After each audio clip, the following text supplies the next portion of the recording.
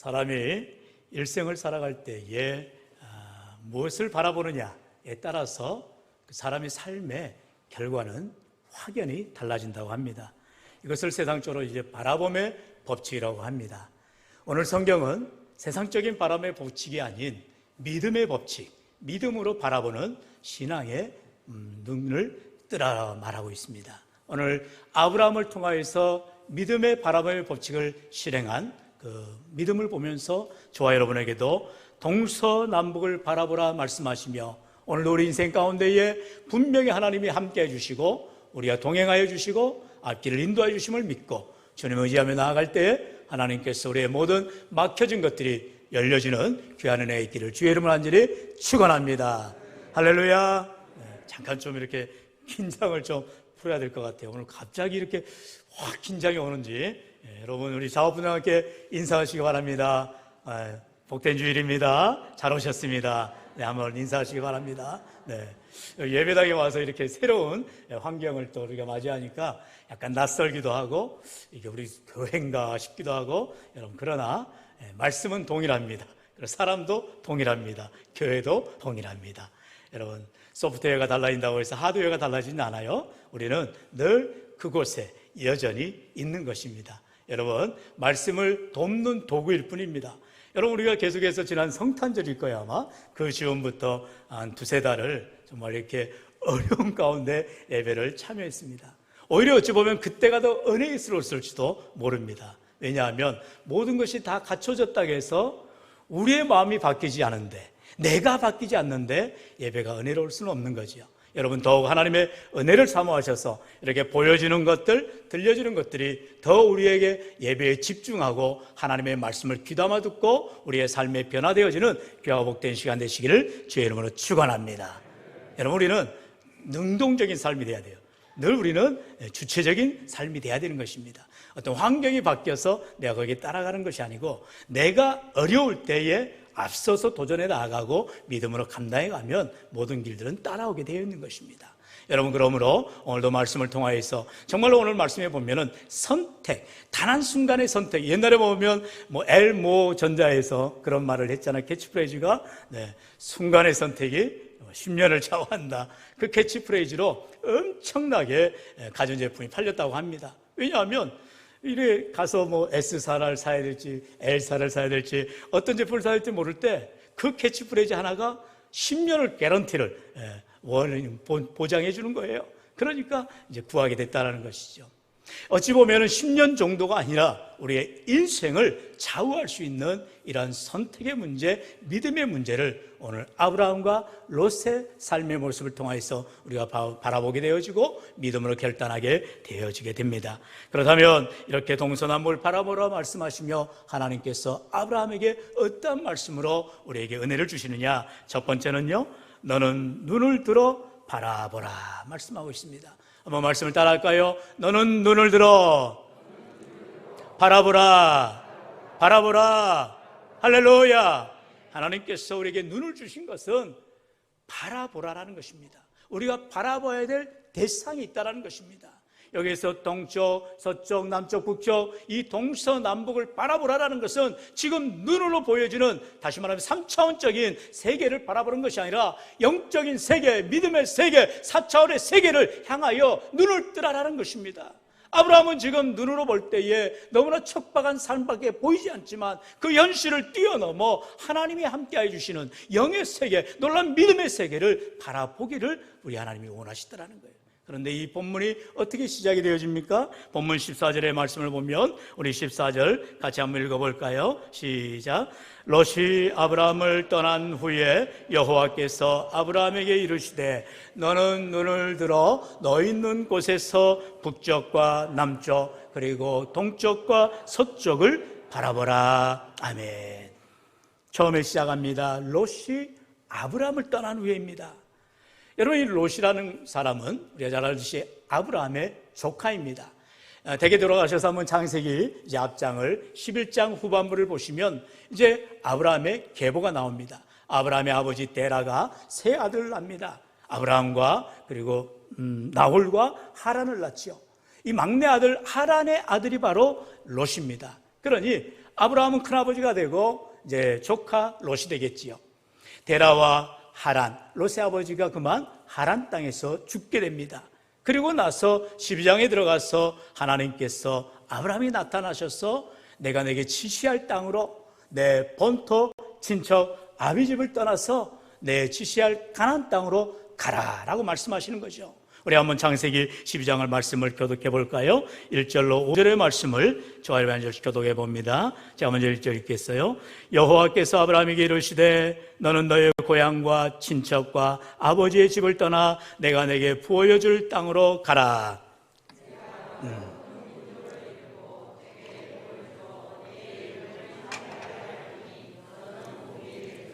너를 축복하는 자에게는 내가 복을 내리고 너를 저주하는 자에게는 내가 저주하리니 땅의 모든 족속이 너로 말미암아 복을 얻을 것이라 하신지라.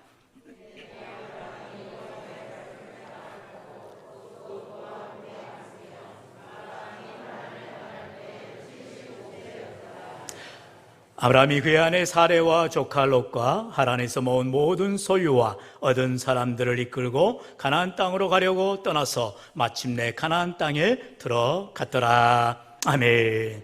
5절까지의 말씀을 보았습니다. 말씀에 보면 우리가 너무나 잘 알듯이 하나님이 이제 아브라함을 처음 만나시는 거예요. 그래서 언약을 이루십니다. 하나님이 어떤 언약을 하세요? 하나님께서 너로 하여금 복의 근원이 될지라, 복의 근원이 되도록 축복의 조상으로 삼아 주시겠다는 것입니다. 얼마나 놀라운 축복입니까? 그런데 조건이 있어요. 그것은 내 본토와 친척과 아버지의 집을 떠나라는 것입니다.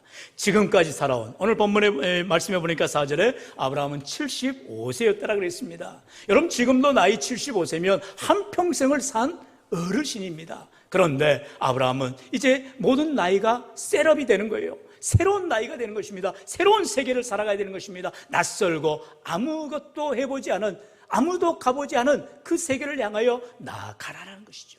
그럴 때에 무엇입니까? 오직 하나님만 의지하는 환경을 만들어 가시더라는 거죠.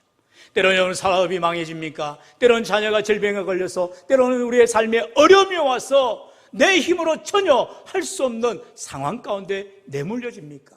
그것이 바로 하나님과 새로운 관계를 맺으라는 것입니다. 이제까지는 내 힘으로 살아왔다면, 이제까지 내 능력으로 살아왔다면, 이제야말로, 지금이야말로 하나님밖에 나의 힘이 될 뿐이 없으시구나, 하나님만이 나의 능력이 되시는구나, 믿음으로 고백하라는 것입니다. 아브라함이 나이 75세에 하나님이 부르셔서 이제 하나님이 지시할 땅으로 가게 할 때에 하나님만 붙들고 하나님만 의지하고 믿음의 눈으로 가지고 나아가게 되더라는 것이죠. 경험이 없어요. 해본 게 없어요. 아무 데도 가보지 않았잖아요. 아무런 일도 해보지 않았잖아요. 그러나 하나님이 함께 해주시겠다는 것입니다. 그러면서 약속하지요. 3절에 너를 축복하는 자에게 내가 복을 내리고 너를 저주하는 자에게 내가 저주하겠다는 것입니다.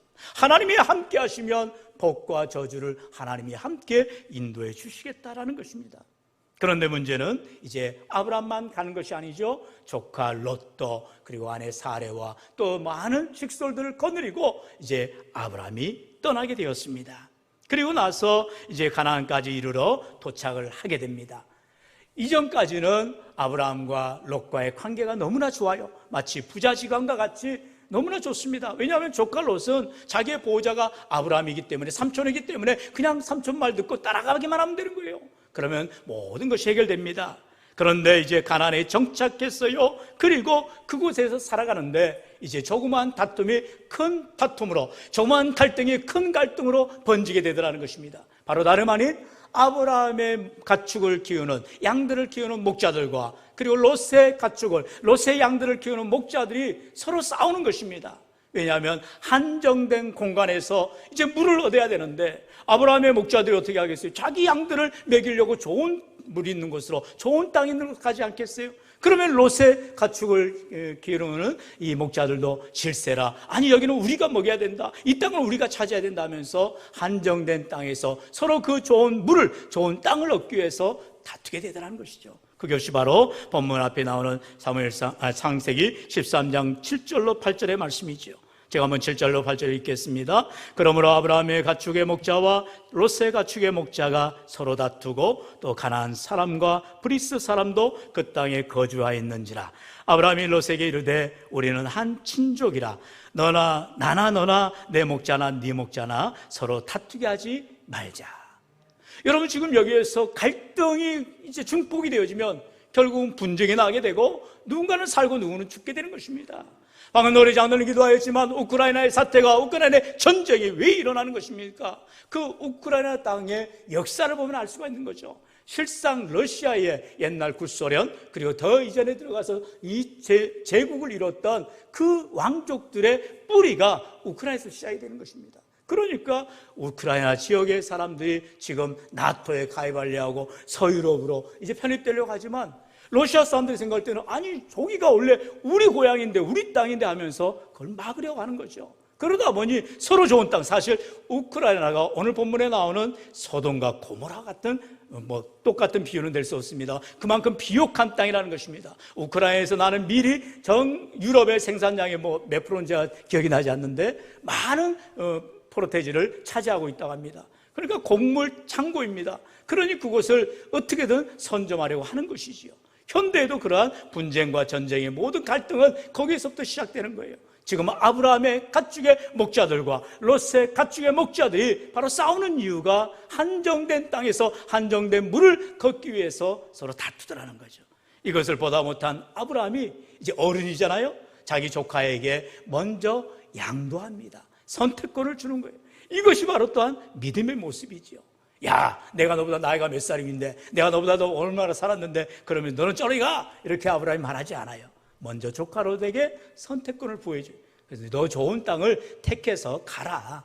이제는 우리가 서로 헤어져야 될 때가 됐다. 이렇게 말하는 거지요. 그래서 이어서 9절로 10절, 11절의 말씀인데요. 우리 9절로 11절의 말씀을 저는 또 한 절씩 교독해 봅니다. 제가 9절 읽습니다. 내 앞에 온 땅이 있지 아니하냐. 나를 떠나가라. 네가 좌하면 나는 우하고 네가 우하면 나는 좌하리라.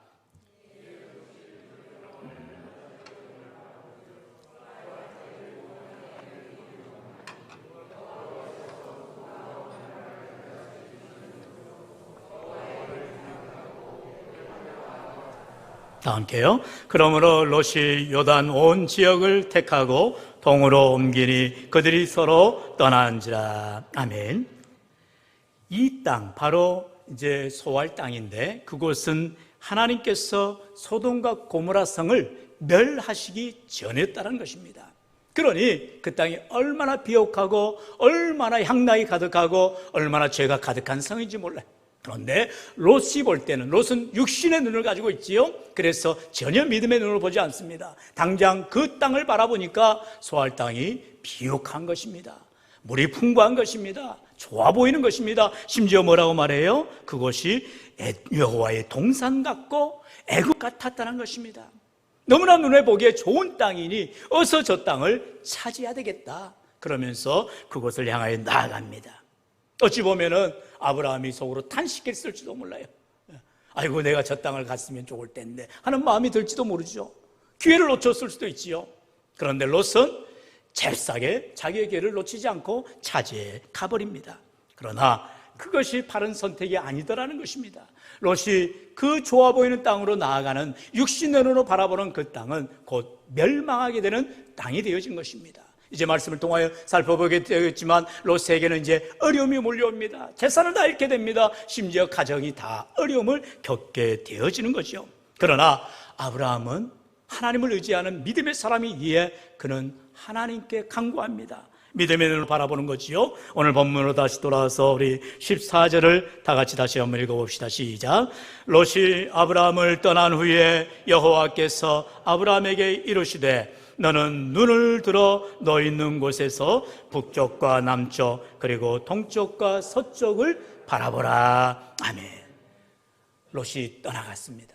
어찌 보면 창세기 12장의 그 모습과 비슷한 모습이 되었어요. 또다시 아브라함 혼자 남았어요. 그럴 때에 하나님이 또 나타나셔서 아브라함에게 말씀하는 것입니다. 너는 눈을 들어 동서남북을 바라보라라는 것입니다. 지금 당장 육신의 눈으로는 롯이 좋은 땅을 취하였기 때문에 좋은 땅이 이제 없어요. 불도 나지 않아요. 물도 없어요. 척박합니다. 그러나 그 땅을 바라보지만 믿음의 눈을 들어서 하나님이 인도하여 주시는 그 땅으로 나아가면 여전히 하나님이 복 주시고 은혜 베풀어 주시겠다는 것입니다. 히브리서 12장 2절에 우리 주님 말씀하셨죠. 믿음의 주여 온전케 하신 이인 예수를 바라보자라는 것입니다. 오늘 우리 인생 가운데에는요, 믿음의 주가 되시고 온전하게 하시는 분은 바로 우리 주 예수 그리스도 한 분뿐인 줄로 믿습니다. 그러므로 육신의 눈이 아닌 믿음의 눈을 가지고 주님이 인도하시는 곳을 바라볼 수 있기를 축원합니다. 두 번째로 우리 하나님께서 아브라함에게 그런 믿음의 눈을 바라볼 때에 말씀하십니다. 내가 그것을 내게 주리라. 눈으로 본 그것을 하나님이 주시겠다라고 말씀하는 것입니다. 우리 본문 16절로 17절의 말씀 같이 읽어볼까요? 시작. 내가 내 자손이 땅에 티끌 같게 하리니 사람이 땅의 티끌을 능히 셀 수 있을진데 내 자손도 세리라. 너는 일어나 그 땅을 정과 횡으로 두루 다녀보라. 내가 그것을 내게 주리라. 아멘. 우리 주신 말씀 따라갈까요? 내가 그것을 내게 주리라. 내게 주리라. 할렐루야. 여러분, 천지 만물은 하나님 것입니다. 여러분, 내 삶까지도 하나님 것이에요. 내 인생은 내 것이 아닌 것입니다. 주님이 내 인생의 주인 되어주시고 내 삶을 인도해 주시는 선한 목자가 되어주실 때 우리는 아무 근심 걱정 염려할 것이 없어지는 것입니다. 주님 앞에 맡기십시오. 주님을 의지하십시오. 그러면 주님이 우리에게 좋은 것들로 풍성히 채워주시는 줄로 믿습니다. 일어나 그 땅을 정과 행으로 다녀보라는 거예요. 이제는 눈을 들어서 그 땅을 바라볼 뿐만 아니라 이제는 일어나서 그 땅으로 나아가라는 것입니다. 가는 길마다 하나님이 주시겠다는 것입니다. 좋은 길로 바꾸시겠다는 것입니다. 이스라엘 백성들이 430년 동안 이 애굽에서 고통당하였지만 하나님의 인도를 받아서 모세의 도움으로 인하여서 홍해를 건넙니다. 가나안 땅을 향하여 40년 동안 고통 가운데 고난 가운데 거하지만 광야 가듯 인생에서 하나님이 늘 함께하여 주심으로 낮에는 구름기둥으로 밤에는 불기둥으로 역사해 주시더라는 것입니다. 아침마다 만나를 내려주시는 하나님이셨습니다. 늘 동행하여 주셔서 어려움 당치 않도록 몸에 옷이 휘어지지 않도록 신의 발이 휘어지지 않도록 우리 하나님이 도와주셨다라는 것입니다. 우리가 걱정할 것이 없다는 거예요. 하나님의 인도하심만 바라보고 주님의 뜻대로 순종하며 나아가는 인생들에게 우리 하나님께서 필요를 채워주시고 함께해 주시는 우리 주님을 만나시기를 축원합니다. 광야에서 길을 내시는 하나님이었어요. 사막에서 물을 내시는 하나님이었어요. 여러분, 인생길이 광야이고 사막이고 길이 없어 보이지만 하나님이 함께해 주시면 어디에서든지 물이 나게 되어 주시고 길을 열어주시고 인도해 주시더라는 것입니다. 지금 아브라함은 눈을 볼 때에 이미 조카 롯이 좋은 땅을 차지해서 어디로 가야 될지 주저하고 절망할 수밖에 없지만 하나님이 나타나셔서 이제는 내가 네게 다 주리라 약속하시면서 믿음으로 일어나 걸어가라 말씀하더라는 것입니다. 이것이 바로 믿음의 바라봄의 법칙을 말하는 것입니다. 우리가 신앙생활하면서 이러한 아브라함과 같은 믿음의 눈을 떠야 되는데, 믿음으로 바라봐야 되는데 우리는 그만 세상을 바라볼 때가 얼마나 많냐는 것입니다. 그러나 하나님께서는 아브라함에게 이러한 약속을 하시잖아요. 우리 잘 아시는 히브리서 6장 14절의 말씀입니다. 우리 14절 같이 읽어볼까요? 시작. 이르시되 내가 반드시 너에게 복주고 복주며 너를 번성하게 하고 번성하게 하리라 하셨더니. 할렐루야. 하나님께서 복주시면 반드시 내게 복주고 반드시 내게 번성하게 하신다는 우리 하나님의 약속을 믿는다면 지금 내 하는 일이 변변치 않고 별거 아닌 것 같을지라도 하나하나 작은 일에 충성하고 헌신해 나아갈 때 하나님께서 반드시 복주고 복주며 번성케 하고 번성케 하시는 은혜가 있으시기를 축원합니다. 여러분, 아브라함처럼 지금은 아무것도 보여지지 않고 정말로 척박한 땅이지만 그 땅을 달라는 사람이 있어요. 여러분 잘 알듯이 여호수아 갈렙에서 갈렙의 모습입니다. 우리가 잘 알듯이 이제 12명의 정탐꾼을 모세가 보낼 때에 각 지파를 대표하여서 가나안 땅을 정탐하였어요. 40일 동안 정탐하고 돌아와서 보고합니다. 10명의 정탐꾼은 다 사실 보고를 해요. 거짓 보고가 아닙니다. 정말 그 땅을 가보니까 너무나 적과 꿀이 흐릅니다. 너무나 보기에 좋은 땅입니다. 그러나 우리가 그 땅을 차지할 수는 없어요. 그 땅에는 거인들이 있습니다. 안악자손이 있습니다. 철병거가 있습니다. 우리는 그 땅을 갈 수가 없어요. 그들이 보기에 우리는 메뚜기입니다. 이런 메뚜기 신앙을 가진 정말로 믿음 없는 사람들이 바로 10명의 보고를 듣습니다. 그러나 그때 여호수아 갈렙이 땅을 치며 옷을 찢어가며 그들의 믿음으로 고백하죠. 하나님이 함께 하시면 우리가 그 땅을 능히 취할 수 있습니다. 하나님이 도와주시면 우리는 능히 그 땅을 얻을 수 있습니다. 여러분, 2명에 불과하지만 믿음의 고백한 사람들을 통하여서 하나님은 결국 가나안을 점령하게 하시고 그 땅을 취하게 하시더라는 거죠.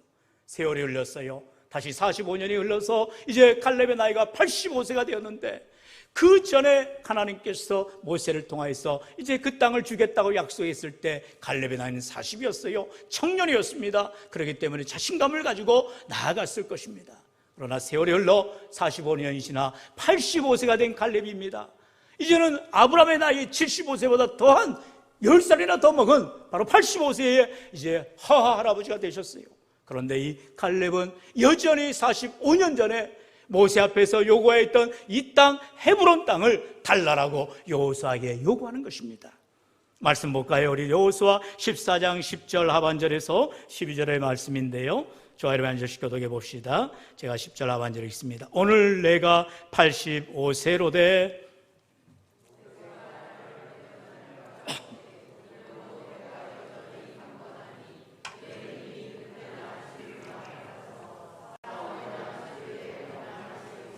다 함께요. 그날에 여호와께서 말씀하신 이 산지를 지금 내게 주소서. 당신도 그날에 들으셨거니와 그곳에는 아낙 사람이 있고 그 성읍들은 크고 견고할지라도 여호와께서 나와 함께 하시면 내가 여호와께서 말씀하신 대로 그들을 쫓아내리이다. 성구를 잘 보일 수 있도록 조정해 주시면 감사하겠습니다. 잘 따라 읽으시다가 후반절에 따라오지 않으셔서 뭔 일인가, 에게 무슨 내리고, 그랬습니다. 갈렙은 나이 85세가 되었다는 것입니다. 그런데 나이는 뭐 숫자에 불과하다 말하잖아요. 바로 갈렙이 그 같은 말하는 것이에요. 나는 예전 45년 전이나 지금이나 나는 주님을 향한, 하나님을 향한 내 믿음은, 열정은 더 강건합니다. 이렇게 말하더라는 것입니다. 여러분, 바로 믿음의 사람은 여러 가지 조건, 환경 따지지 않더라는 것입니다. 나이가 85세가 되어도 갈렙은 하나님을 향한 믿음으로 나아가게 되라는 것이죠. 그러면서 여호수아에게 요구합니다. 이 산지를 내게 주소서. 지금 헤브론 땅은요, 산지입니다. 험산 줄령입니다. 누구도 취하려고 하지 않아요. 그런데 그 땅을 취하려고 하는 것입니다. 또한 이미 그 땅에 기거하고 있는, 이미 점령하고 있는 안악자손, 바로 거인족들이 있는 것입니다. 그래서 누구 하나 덤비려고 하지 않는 그 땅을 갈렙은 차지하려고 합니다. 나중에 이 헤브론이 역사적으로 나중에 고고학적으로 들어보니까 바로 예루살렘, 지금 이스라엘의 가장 중요한 도시가 되는 것입니다. 이 헤브론을 중심으로 해서 모든 이스라엘의 역사가 이어져 가게 되는 것을 봅니다. 이처럼 너무나 중요한 전략지 요충지인 이 땅을, 이 산지를 갈렙이 요구하더라는 것입니다. 믿음의 사람들은 바로 이와 같은 하나님의 약속을 붙들고 하나님께 주시는 은혜를 가지고 믿음으로 나아가게 되더라는 것입니다. 오늘도 저와 여러분이 갈렙처럼, 아브라함처럼 하나님을 의지하며 동서남북을 바라보는 믿음을 가지고 나아갈 때, 오직 주님만 바라보고 나아갈 때 우리 주님께서 우리에게 주시는 놀라운 은혜와 복을 누리시기를 축원합니다. 그렇다면 아브라함이 뭘 가졌어요? 갈렙이 뭘 얻었어요? 아브라함 나이 75세입니다. 갈렙의 나이 85세입니다. 그 땅은 너무나 험산줄령입니다. 누구도 가지 않는 땅입니다. 아무것도 보이지 않아요. 그런데 눈에 보이지 않아도, 손에 잡힌 것 없어도, 귀에 들리는 것 없어도, 아무것도 없을지라도 하나님 한 분 의지하고 주님 한 분만으로 만족하며 믿음으로 나아갈 때 하나님께서 반드시 선한 역사를 이루어 가시다라는 것입니다. 그러면 오늘도 우리는 약속의 말씀을 붙들고, 오늘도 나와 함께 하시는 하나님, 비록 고통과 어려움 가운데 있을지라도 여전히 나를 떠나지 아니하시고 함께 하시는 주님의 있기를 주의 이름으로 축원합니다. 이제 말씀을 맺을까요? 세 번째로 하나님 말씀합니다. 여호와를 위하여 제단을 쌓았더라라고 말하고 있습니다. 가장 중요한 것, 하나님의 약속을 믿고 아브라함은 하나님을 위해서 제단을 쌓아가더라는 것입니다. 특별히 여기서 제단을 쌓는다는 것은 우리식으로 말하면 예배를 드린다는 것이죠. 여러분, 믿음이 좋다는 게 무엇이에요? 예배 드리는 것입니다. 예배를 잘 드리는 것입니다. 빠뜨리지 않고 드리는 것입니다. 내 할 도리를 잘하는 것입니다. 하나님 앞에 충성 봉사하는 것입니다. 주님 앞에 최선을 다하는 것입니다. 그것이 믿음이에요. 믿음을 보이라는 것입니다. 하나님을 사랑한다면 사랑하는 만큼의 헌신을, 믿음을 보이라라고 말씀하는 거죠. 오늘 18절 마지막 절 말씀입니다. 우리 다 같이 읽어볼까요? 시작. 이에 아브라함이 장막을 옮겨 헤브론에 있는 마므레 상수리 숲에 이르러 거주하며 거기서 여호와를 위하여 제단을 쌓았더라. 아멘. 지금 아브라함이 방금도 말씀을 나눴던 갈렙이 차지하려 했던 헤브론 땅에 처음 발을 디딘 것입니다. 그 땅이 복된 땅이라는 것이죠. 그래서 마므레 상수리 숲에 이르러 거기서 제단을 쌓았다라는 것입니다. 아브라함이 복받은 이유는 다른 것이 아닙니다. 예배를 드렸기 때문에, 가는 곳마다 제단을 쌓았기 때문에, 다시 말하면 하나님을 경외하는 믿음의 사람이었기 때문에 하나님이 복 주셨다라는 것입니다. 오늘도 우리 인생 가운데에 하나님 앞에 예배해야 됨에도 불구하고, 하나님 앞에 기도해야 됨에도 불구하고, 하나님 앞에 찬송해야 됨에도 불구하고, 하나님 앞에 섬겨야 됨에도 불구하고 이런저런 핑계와 여러 가지 사정을 따져가며 우리가 2순위 3순위로 밀리진 않나요? 여러분, 하나님은 언제나 우리에게 최우선 되기를 원하세요. 최선을 다하기를 원하세요. 최고가 되기를 원하세요. 우리가 하나님을 그렇게 섬겨나갈 때 하나님은 우리를 최고로 만들어 주실 줄로 믿습니다. 사랑하는 성도 여러분, 오늘 우리가 다 말씀을 보지는 못하지만 이제 아브라함에게 주시는 놀라운 축복이 계속해서 이어져가는 것을 보게 되어집니다. 그러므로 오늘도 우리가 동서남북을 바라볼 때에 믿음의 눈을 뜨고 바라보시기 바랍니다. 하나님의 약속을 붙잡으시길 바랍니다. 무엇보다도 하나님 앞에 예배하는 자로, 하나님을 경외하는 자로 나아가시기를 주의 이름으로 간절히 축원합니다.